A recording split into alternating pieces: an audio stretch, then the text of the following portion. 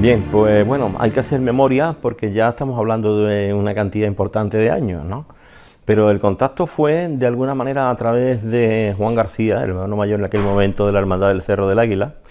Y bueno, a partir de ahí, pues bueno, pues creo que se giró una visita a la hermandad para ver la imagen directamente, hacer un primer informe del estado de conservación que presentaba. Y bueno, y a partir de ahí, pues bueno, pues el informe fue aprobado en relativamente poco tiempo.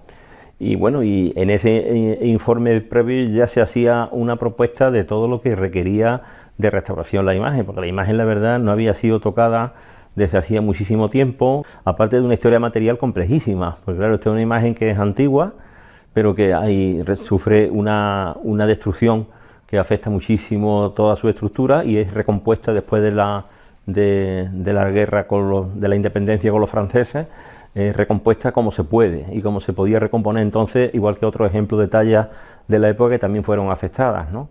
Entonces, claro, todo eso hace que su vida material es más compleja que cualquier otra vida material de una imagen que no haya pasado por esos avatares, y entonces conservarla, pues lógicamente es mucho más complicado. Lo que intentamos nosotros en ese momento era responder a toda la parte material de la restauración, que fue algo bastante complejo, porque incluso los ojos de cristal que tenía eran unos ojos muy pequeños, bastante más reducidos que la abertura palpebral, y bueno, pues eso fue quizás una de las cosas que la gente más notó cuando llegó la Virgen a Huelva, ¿no?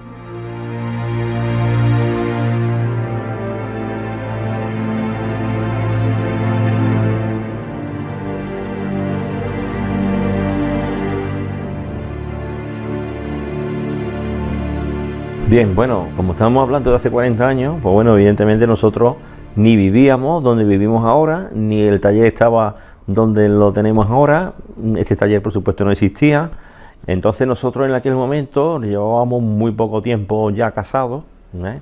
En el número 5 de la avenida Santa Cecilia teníamos un piso alquilado en una segunda planta, y en ese número 5, segunda planta, tenía yo una habitación donde yo pues tenía como un despacho y podía hacer allí algún tipo de restauración. Y al mismo tiempo en la Facultad de Bellas Artes, que ya estaba dando clase allí desde el año 81, pues yo tenía mi despacho, donde también pues hacía alguna restauración, porque todo no se podía introducir. Fíjense ustedes, una casa de vecinos, con un portal normal y corriente, pues allí por ejemplo no se pudo restaurar Veracruz de Marchena, ni se pudo restaurar la Virgen de la Esperanza de Marchena, que estuvo en los dos sitios. Estas imágenes estuvieron en mi despacho, y sin embargo la Virgen de la Sangre estuvo en mi casa. La Virgen de la Sangre estuvo en mi casa, en la sala, en la salita que teníamos preparada como despacho y estudio y tallercito, y allí estuvo porque era una imagen de candelero que perfectamente podía estar allí, porque vivía en nuestra casa. O sea, en ese tiempo, todo el tiempo duró la restauración, la imagen vivía con nosotros, exactamente. Sí, claro que sí, en mi casa, como alguien más de la familia, vivía allí.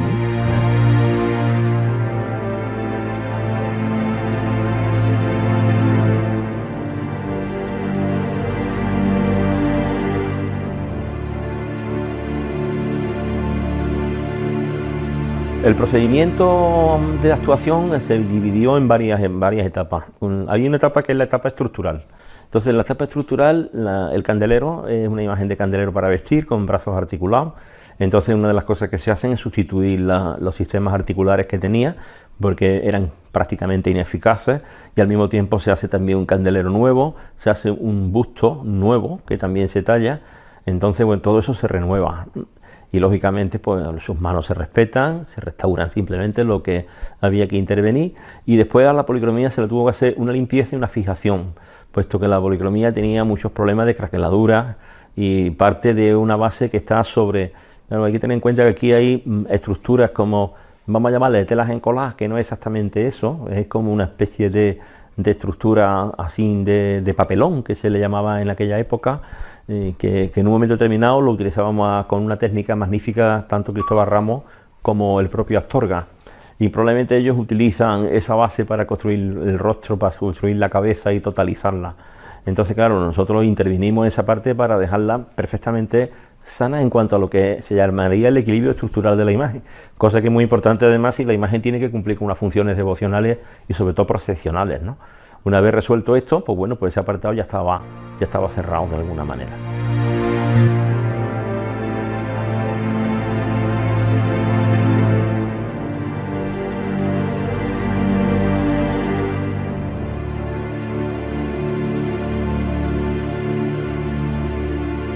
Bueno, hay otro aspecto interesante de esta imagen. El aspecto de su historia material o el aspecto histórico de la imagen es el que yo creo que faltan datos, evidentemente, ¿no?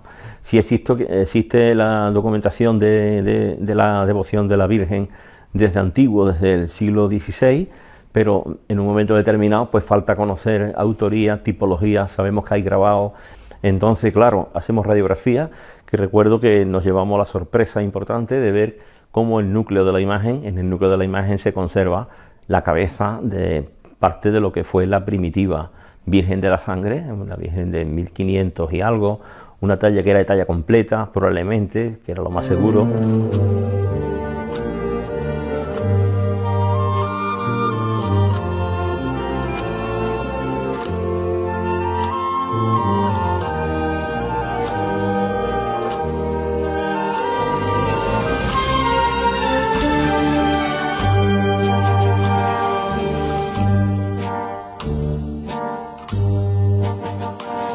En algunos grabados se ve, es una imagen a la que se le concede incluso indulgencia plenaria en su época, por el cardenal que estaba en Sevilla en el momento, a quien la visitara, y le rindiera devoción. O sea que todo esto tuvo que ser muy conocida en la diócesis sevillana, de una gran devoción en el lugar, para que se le diera esta distinción de indulgencia.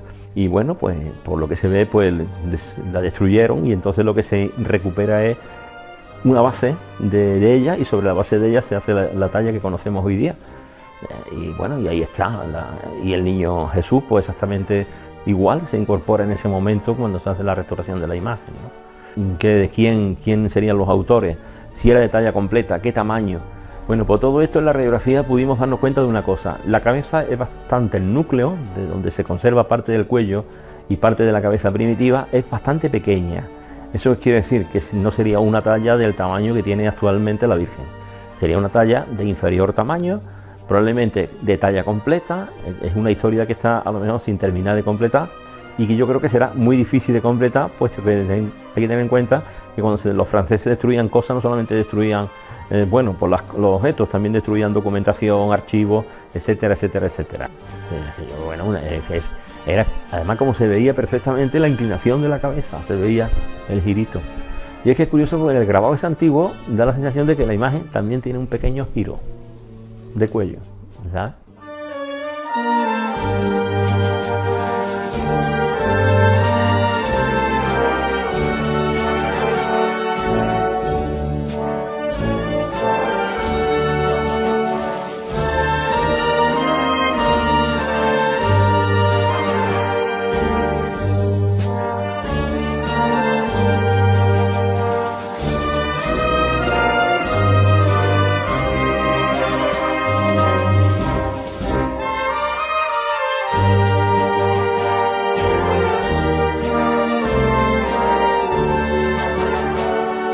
Sigue teniendo algo, claro, pasa que era mucho más girado lo que había dentro. En esa realidad, eso se transmite oralmente, o sea, todo el mundo sabía que lo que había quedado de la imagen se la había llevado vete a ver quién, ¿eh? Y ese taller pues había devuelto una Virgen de la Sangre completamente distinta, porque era distinta. Si lo que allí había era una Virgen de talla entera y tal y cual, ahora llega una Virgen a la que se le puede cambiar la ropa, se le puede adornar, se le pueden poner mantos, se le pueden poner coro, y entonces eso es para la gente como una conquista. En ese momento no hay tristeza, lo que hay es, has recuperado una cosa y encima esto que ha llegado es diferente, porque encima la podemos vestir, la podemos arreglar, le podemos hacer un montón de cosas, y eso a la gente le gusta, tío. En Andalucía somos así, es más barroco, es más eso, y entonces eso pues seguramente la gente lo aceptó de una manera, pero en la memoria de la gente quedó clarísimamente grabado que sobre los restos de la que fue nuestra Virgen de la Sangre se hizo la que tenemos aquí y sigue siendo Virgen de la Sangre, ¿eh? Y eso pues lógicamente no se borró. Le pasa a tantas patronas, como le pasa a San Lucas, en parte le pasa a la Virgen del Castillo de Lebrija, pero la Virgen del Castillo de Lebrija no se camufló completamente, está camuflada por la estructura de hierro que tiene y todo lo que le ponen encima, pero debajo tú la desnudas, te encuentras las ropas desbastadas, ¿eh? Esa no perdió el cuerpo, pero hay otras que perdieron el cuerpo. Quién sabe si de la Virgen de la Sangre había quedado a lo mejor hasta parte del cuerpo.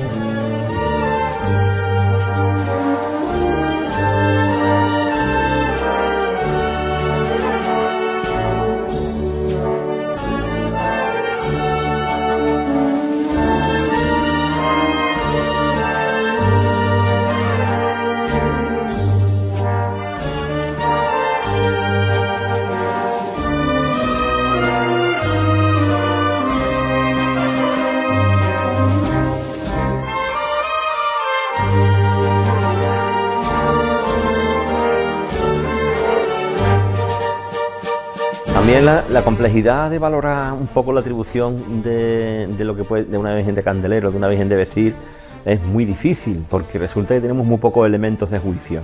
Y sobre todo si la obra ha sufrido alteraciones y reformas y tal, pues la cosa todavía se difumina más, con lo cual se pierden los grafismos del autor original, que puede ser que más marcado los deje. Después todo lo que viene detrás normalmente lo que hace es complicar el análisis muy a posterior de lo que ha resultado toda esa historia material. El resultado de esa historia material es verdaderamente complejo. Ahora, evidentemente, si a la imagen se le restituyen rasgos que los pierde por un proceso de vandalismo, pues sí se da el caso, y además nosotros hemos intervenido en varias imágenes que sufrieron cosas muy parecidas y que fueron intervenidas, por ejemplo, por Astorga.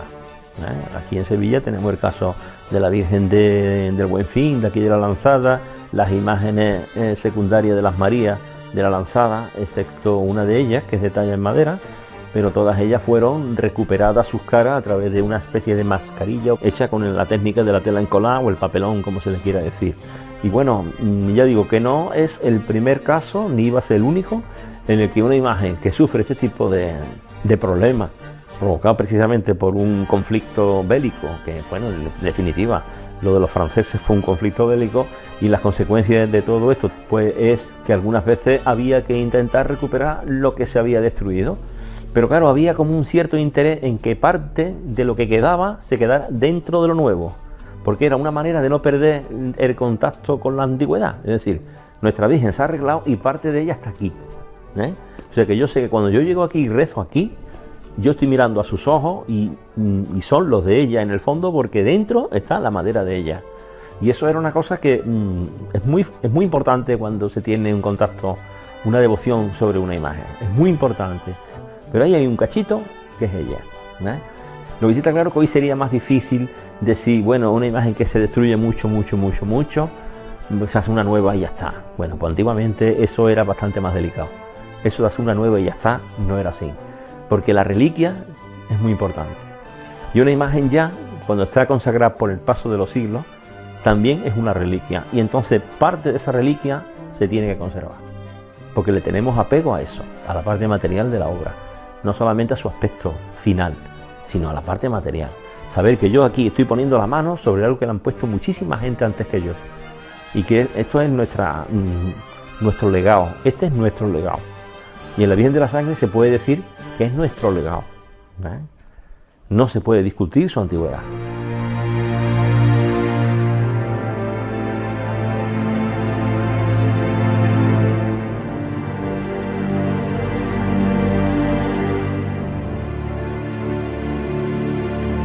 Una de las cosas que nos dimos cuenta, una vez que se hizo el estudio radiológico y tal, y que fue un momento además de que había que tomar una decisión. Yo se la propuse en aquel momento, bueno, hablando con Rafael Mudarra, pues sí le dije claramente: Rafael, a la Virgen hay que buscarle ojos de cristal, porque estos ojos no son eficaces. Y bueno, aquello era prácticamente como decir: es que esto puede ser tremendo, como la Virgen llega aquí a Huelva y la gente vea que esto puede ser tremendo. Y yo le decía: bueno, pero ¿qué hacemos? ¿Qué hacemos? Yo creo que no hay más remedio. Bueno, pues si no hay más remedio, tú verás. Y entonces, pues, en aquel momento vivía mi maestro Huiza, y él le propuse, bueno, le conté un poco mi preocupación, la preocupación de la situación de la Virgen. Le llevé fotografías de ella, le llevé fotografías de la radiografía también, para que las viera. Y bueno, me dice: chacho, tienes toda la razón del mundo, aquí hay que poner ojos de cristal. Dice: pero mira, esto está arreglado. Digo: ¿cómo que está arreglado? Dice: mira, y me enseñó un cajoncito, abrió un cajoncito y tenía una cajita con ojitos, que los tenía él y los guardaba con cariño. ¿Por qué los guardaba con cariño? Porque eran ojos que él tenía de Sebastián Santos, de su maestro. Y claro, Sebastián Santos era una persona que cuidaba mucho el detalle, ese tipo de detalle. Y para él, esos ojos, según decía mi maestro, decía Sebastián, que eran unos ojos de una excelente calidad, que procedían de Francia y que eran unos ojos que podían ser perfectamente del 1800 y pico, por ahí, de unos talleres que hacían ojos de cristal para museos de cera y para todo este tipo de cosas, y que bueno, y que tenían una calidad, y bueno, y de hecho está clarísimo la calidad que tienen los ojos de cristal. Es que no basta con, bueno, no hace falta que yo lo cuente, ¿no? Sino es que se ven, ahí están, ¿no? Y bueno, eso yo creo que es un detalle. La imagen recibió esos ojos con la generosidad de mi maestro, porque él, ya digo, su interés era fundamental. Dice: mira, esta cajita de ojitos, estos son de Sebastián Santos, que te conservo yo todavía algunos. Si ves que alguno de estos aquí te pueden servir de tamaño, tú te llevas, los pruebas y el que te sirva se lo coloca. Digo: hombre, Paco, si estos son ojos, no. Este es tu primer trabajo y tú tienes que triunfar. Porque en definitiva, la restauración de la Virgen de la Sangre fue uno de mis primeros trabajos así, un poco fuera de la Hermandad del Cerro, y con una devoción que tenía cierta importancia en toda la zona. Y bueno, pues él quería que triunfara, y como tenía que triunfar, pues con toda la generosidad que le caracterizaba, me cedió esos ojos de cristal, que yo hice pruebas correspondientes, funcionaban perfectamente, se le colocaron, y a partir de ahí, bueno, pues ya sabemos lo que ha pasado. Han pasado 40 años con esos ojos, y con esos ojos ella ha podido devolverle la mirada que tantos devotos depositaron en ella durante tantos años, ¿no? Y por fin lucía de una manera especial.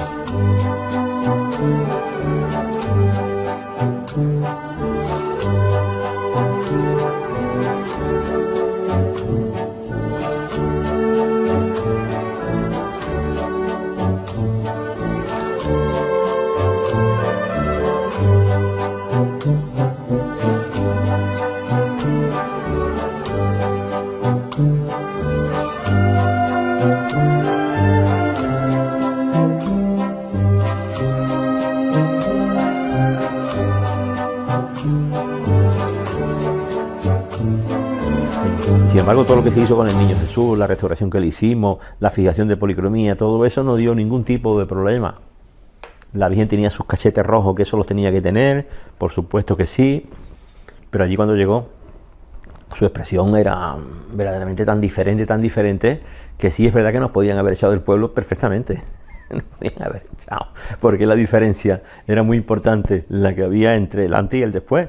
Pero claro, en esas cosas claro, si se cambian los ojos de una imagen, es que es un cambio muy importante, es un cambio radical. O sea, es llegar con unos ojos diferentes. Y eso, la gente, sin embargo, lo recibió de una manera tan natural. ¿Pero por qué? Porque era la belleza que había recuperado, de alguna manera. Esa belleza que tenía, la que tiene, pues la ha recuperado. Y además estaba en contexto con su cara, que ahí no se alteró absolutamente nada del resto. Y después, ¿qué pasó? Que también dio la casualidad que el tamaño de ojo de los que a mi maestro le quedaban, que por eso le quedaban, porque él hacía más imágenes de tamaño natural, con ojos más bien grandes, porque a él le gustaban los ojos grandes. Toda su Dolorosa tiene unos ojos tremendamente grandes. A él le gustaban las mujeres morenas de ojos grandes. Y entonces, pues, eso es lo que él repetía en sus imágenes. Los que le quedaban no tenían el tamaño ese, por eso le quedaban.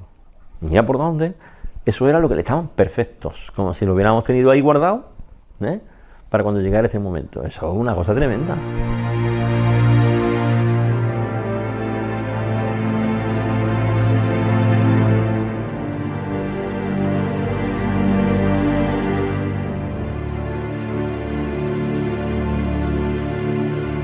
Yo recuerdo que el día de la entrega se llevó en un camión cubierto con un toldo, se recibió en una especie de cortijo al exterior, afuera de Hueva.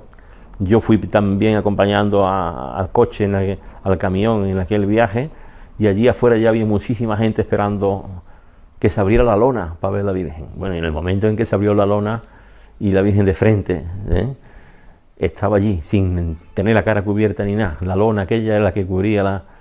Bueno, la gente, oh, aquello fue como una especie de aclamación tremenda, pues todo el mundo, hoy los ojos, hoy los ojos.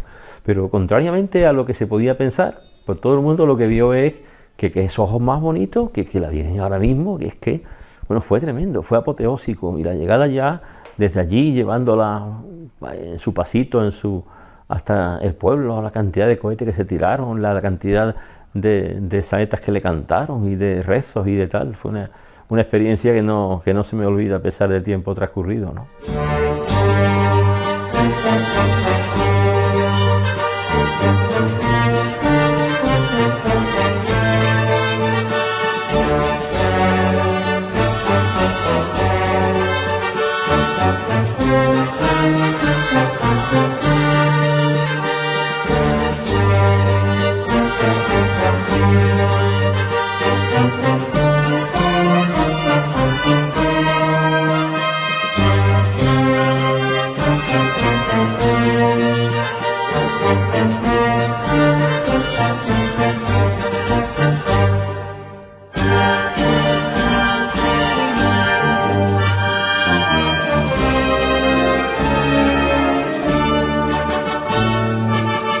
Es que fue impresionante, ¿no? O sea, yo, por mucho que me habían contado, bueno, tú no te puedes imaginar lo que es Hueva cuando sale la Virgen, ¿no?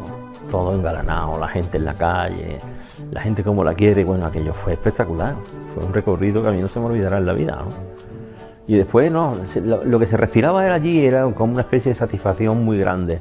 Y a mí, esa satisfacción grande, yo no la recibía solamente de la gente del pueblo, sino que yo es que la veía en la cara de los que estaban en aquel momento en la Junta de Gobierno, que eran los que habían dado el paso de responsabilidad tremendo, donde la Junta de Gobierno pues depositó en mí toda la confianza del mundo. Tú haz lo que tengas que hacer, o sea que ya veremos qué nos va a pasar allí, que nos vamos a tener que ir del pueblo. Digo, bueno, pues es que hay que hacerlo, no se pasa otra cosa, porque es que no teníamos otra salida, ¿eh?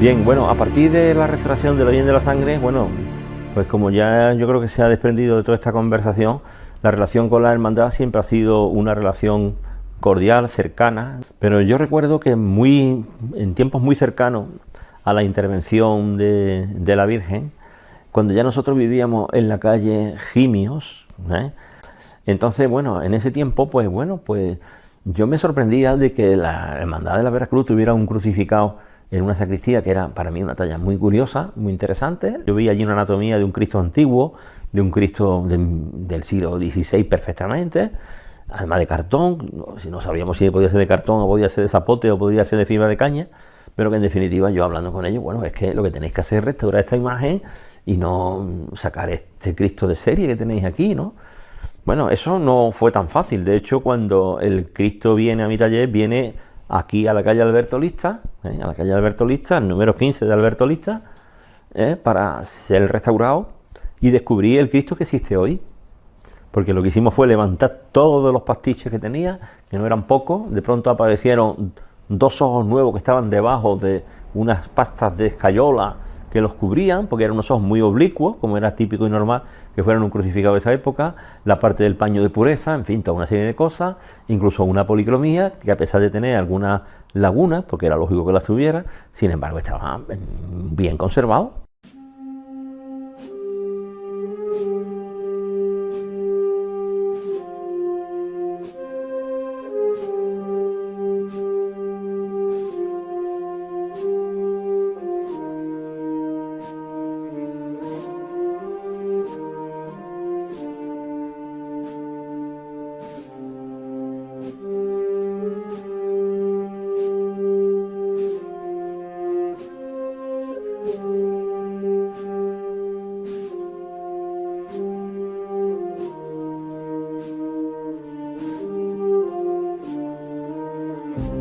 yo creo que la imagen que volvió a Huelva fue una imagen que se descubrió en ese momento. Se descubrió en ese momento que lo que había allí era un crucificado magnífico, un crucificado que además por su estructura material es de fibra de maíz, los dioses del maíz, la típica estructura que tenía la cultura puerpecha mexicana de fabricar sus dioses, de fabricar sus ídolos.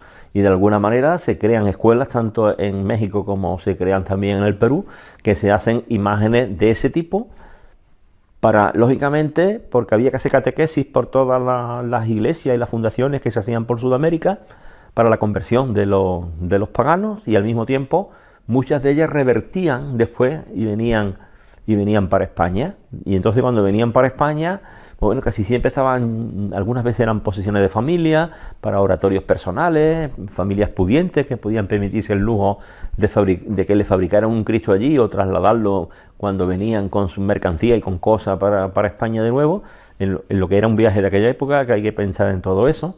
Y bueno, y después de alguna manera el hecho de que incluso en España pues, hubiera una influencia de esa materia que llega a no solamente ser materia para construir imágenes, sino que empezamos a plantar maíz en España también, cosa que es algo que importado, es algo que trajimos de allí, ¿no?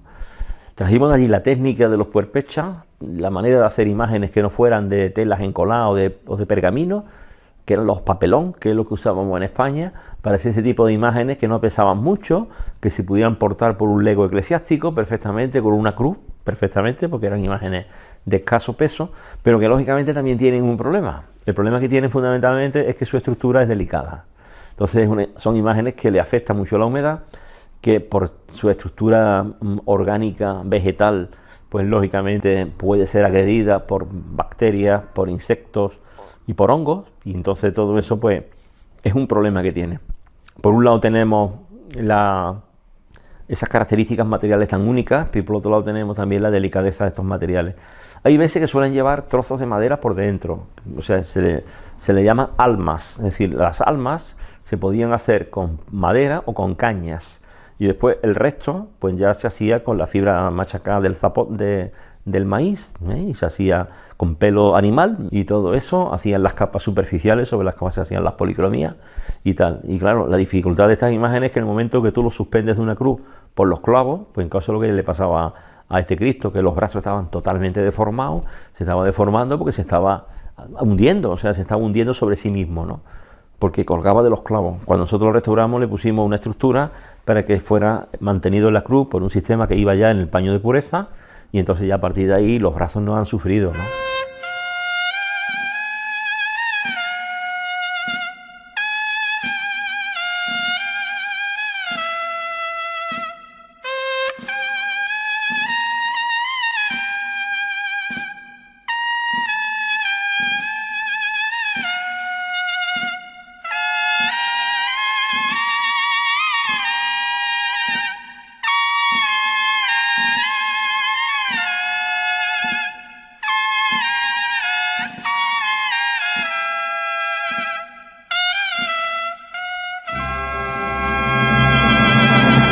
Pues bueno, yo creo que fue verdaderamente una conquista la restauración que se hizo con el crucificado. Si la de la Virgen fue complicada, la del crucificado no es que fuera complicada, es que fue laboriosa, porque había que eliminar todo lo que era falso. Aparece su barba con sus pelos rizados, aparece su pelo con su mechón ya original, aunque fuera hecho de material vegetal.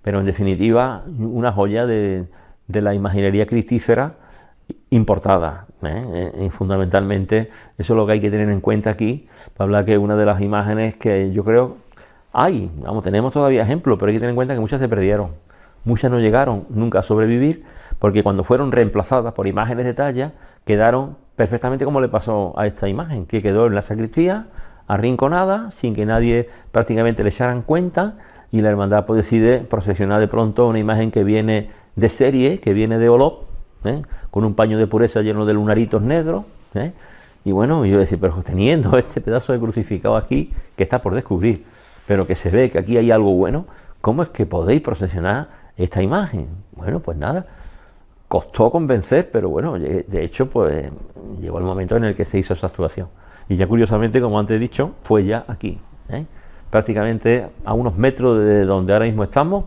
fue donde estuvo el Cristo de la Veracruz y donde nos enfrentamos por vez primera con su rostro, una vez que descubrimos que debajo de esas dos pastas o plastas que tenía en la cara, cuando las levantamos, debajo había dos ojos distintos. Eso fue como una especie de algo tremendo, y la boca con esos dientes. Es una cosa verdaderamente espectacular.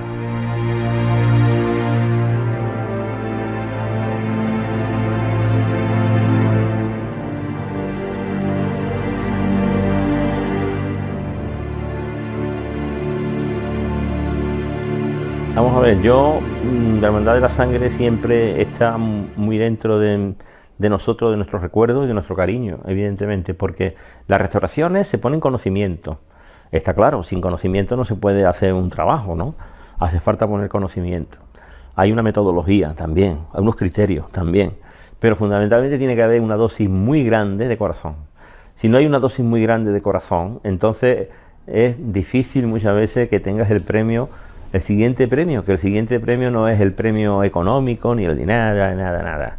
El siguiente premio es ver la satisfacción de la gente que la recibe, que son las mismas personas que han puesto en ti lo que más quieren.